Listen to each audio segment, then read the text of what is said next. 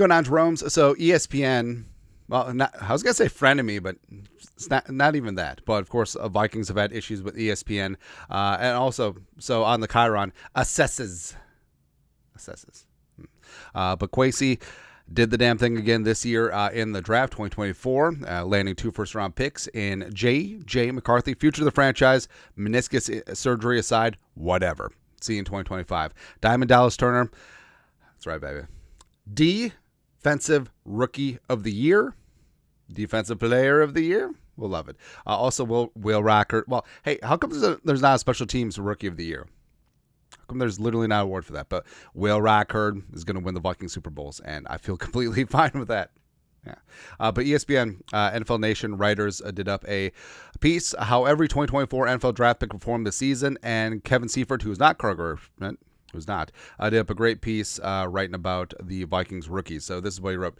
McCarthy has undergone a transformation, in the word of Kevin O'Connell, between his inconsistent showing this spring and the point where he suffered a season-ending right knee injury in the preseason opener. But do you really?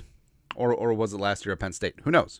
He wasn't necessarily on track to start week 1, blah, blah, blah. O'Connell was surely trying to put a positive spin on a devastating moment, but it was notable that he said, "We've got our young franchise quarterback." It was a sign that McCarthy is highly likely to be the Vikings starter in 2025. And also, the whole jump between him, rookie camp, OTAs, mandatory minicamp, is like, okay, he looked like a rookie quarterback. But training camp, even though he had a couple of down days, like every single day he was getting better and better. And working with the 2s, cooking in 7-on-7, 11-on-11, his sparse time with the 1s, but you know, of course, his great performance against the Raiders. So, I mean, there's a lot to like about McCarthy in the future going forward.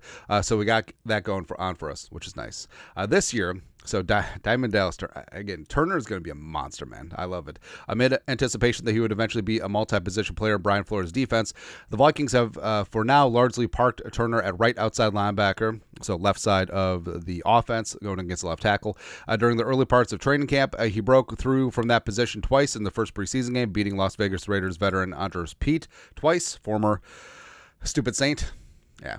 Once to speed up a third down pass, another for a crucial sack that forced a field goal attempt. Turner clearly has the speed to get under and around NFL caliber tackles, but the question remains whether he is big enough as a rookie to stand up against the run. And that has been the concern. Like, can he consistently set the edge? Can he be a 3-down player? I'm actually not worried about Turner at all. I think that he's going to be a huge part of the defense. I think that Grenard, Van Ginkel will be on the field a lot. Together, and having him primarily on the right side of the defense, left side of the offense, I think that's just a starting point now. It's like, hey, it's getting comfortable in one spot. It's a spot where he was comfortable at Alabama his junior year. So let's do that, and then eventually, once he feels comfortable in the scheme, we'll start moving him around and start getting him some favorable matchups once he shows that he is indeed that dude. Day 3, yeah. So Kyrie Jackson, rest in power, and I mean, Kyrie would have been great, man. Perfectly fit with what Flores wants to do this year, but just a tragedy.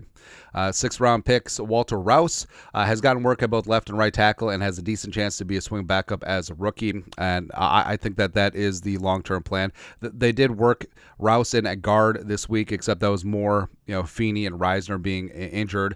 But Rouse, yeah, I think that he has a chance to be the swing tackle. I think that he has a chance to be Rashad Hill plus, and maybe down the line taking Brian O'Neill's spot. Looks the part too. Love it. Also in the 6th round, Will Rockard, monster. Money, baby. Won the kicker job during the first week of training camp and has already won a preseason game with a last-second kick, and coaches love his level-headed demeanor. Doesn't get too high, doesn't get too low, and just goes about his business. And playing in the crucible of Alabama, it certainly does help, too. In the 7th round, Michael Juergens, it puts the lotion on his skin. Guard center has played both guard and tackle. I think he means center, at times with the second team, and at this point probably is on the Rooster bubble. Now, with Juergens, he's been great in the run game. He's been a mauler, highly graded coming out of out of Wake Forest, but also pass protection leaves a little bit to be lacking, and of course that goes back into is like, hey, we're taking these undersized centers with no anchor. But Juergens is a physical freak. Hopefully he gets things together. I think that he probably would be fine getting through waivers onto the practice squad at this point. A guy who won't get down the practice squad, Levi, Drake Rodriguez, LDR. Coaches love his energy. have given him rotational reps to the first team, and he seems to have a very good chance to make the team. I think that he is 100% making the team, and also I think that he needs to have a role on the defense during the regular season to start with. I think third down for what, especially third and medium, third and long, third and forever. Let LDR get in there and get a couple of senior sacks. Let's go, man. I love it. A couple of notable UDFAs for the Vikings. So Gabriel Murphy has been injured, except it's clear that they really like him. I think that he will be a candidate for injured reserve designation to return.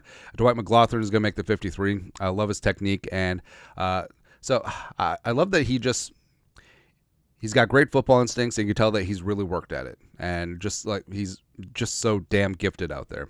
So McLaughlin, I think it will be eventual starter for the Vikings. Deshaun Jones, consistently there. I caught that Jaron Hall bomb against the Browns, and also was consistently putting up a play or two a day in training camp, usually with McCarthy, where it's just like, ooh, kind of like it. Owen Porter, so Owen Porter and Bo Richter, we're gonna put in the same, we'll put with the same superlative. Sister Christian, Night Ranger, motorin'. What's your price for flight? So edge rusher room is crowded, but I do think that Richter and Porter could flirt with the 53.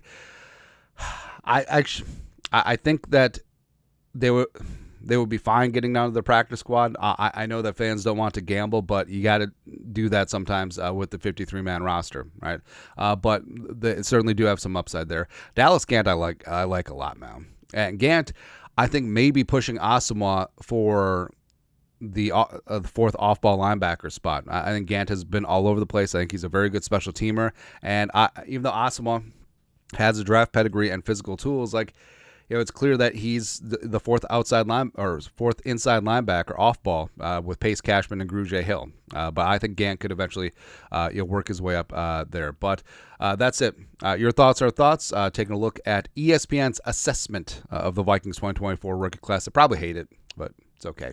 Kwesi had himself a day.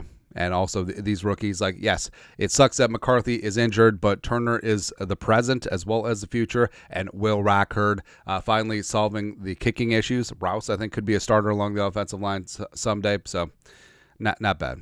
But we'll see what happens when the games count. Anyways, your thoughts are thoughts. ESPN assesses the Vikings 2024 class. Let us know your thoughts, our thoughts, their thoughts. Comment section below. You guys know what to do. Skol, production value.